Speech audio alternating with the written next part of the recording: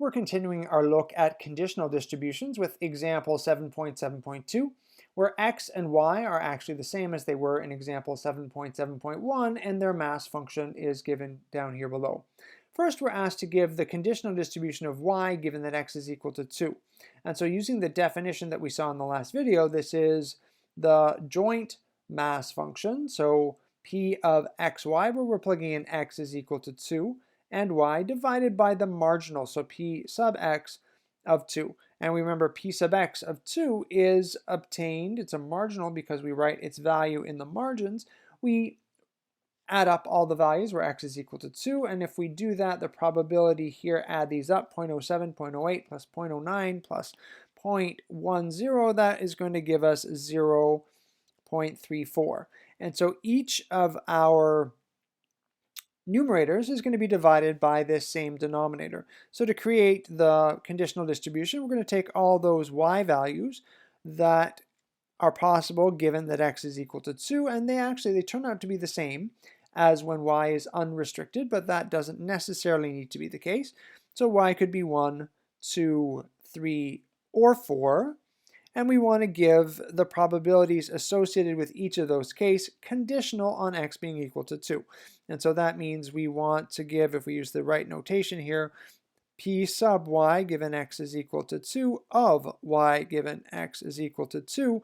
And that means we will take each of these, so 0.07, and divide it by 0.34.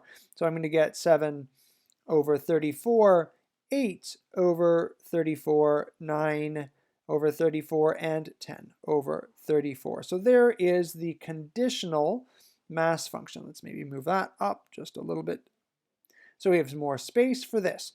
So now in B, once we've got the mass function, the conditional mass function, then we just use it. So all of these next parts of the question which say conditional given that x is equal to 2, well, we've kind of already taken care of that because we have that in the mass function now. So the probability that y is greater than 3, greater than or equal to 3, given that x is equal to 2, well, this is the distribution given x is equal to 2, and so we want when y is 3 or 4. So we can write this as the probability that y is equal to 3, given that x is equal to 2, plus the probability that y is equal to 4, given that x is equal to 2. And if we want to use the formal notation in the mass function, this would be p sub y given x is equal to 2 of 3, given x is equal to 2, plus p sub y given x is equal to 2 of 4, given x is equal to 2. So it's a little bit of a heavy notation, it's true, but it really drives home the fact that this is a conditional probability, that we've restricted ourselves to the case where x is equal to 2. And then we're just adding up the probabilities in the mass function table like you would with any discrete distribution. So 9 over 34 plus 10 over 34 gives us 19 over 34 for B. Expected value, well, you work the expected value exactly the same as you would with any discrete distribution. So you're going to be adding up over all y values, so all y, this time conditional that x is equal to 2, of y times the mass function, so p sub y given x is equal to 2 of y given x is equal to 2, which means that we take the y value times its probability all the way up, and we sum them. So we are only doing here 1 times 7 over 34 plus 2 times 8 over 34 plus 3 times 9 over 34 and plus 4 times 10 over 34. And so if you add all of these up, we'll get an expected value of 90 over 34, which reduces to 45 over 17. And the same deal with the variance. The variance is the expected value of y squared, now it's conditional, given that x is equal to 2, minus the expected value of y given x is equal to 2 squared.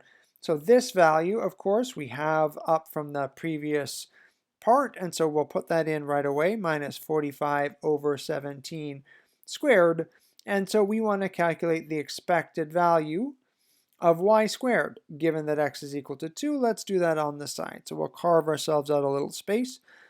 And so we want the expected value of y squared given x is equal to 2. This is Lotus.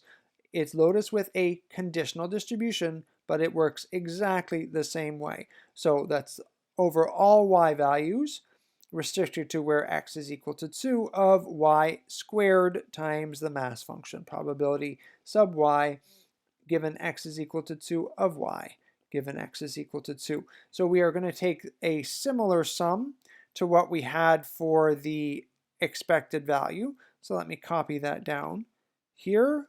So we're going to have this sum here, but now I want to have the y values squared. So instead of 1, we'll have 1 squared, 2 squared, 3 squared, and 4 squared, because of course we're doing y squared times the mass function value.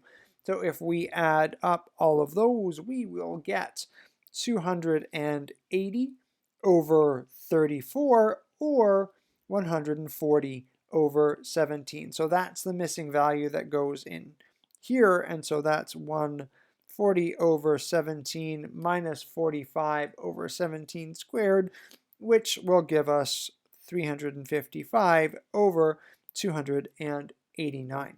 So the moral of the story is, once you have the conditional distribution, then all conditional probabilities, conditional expected value, conditional variance are calculated exactly the same way that you would with an unconditional distribution. You're just using the new distribution that you have found.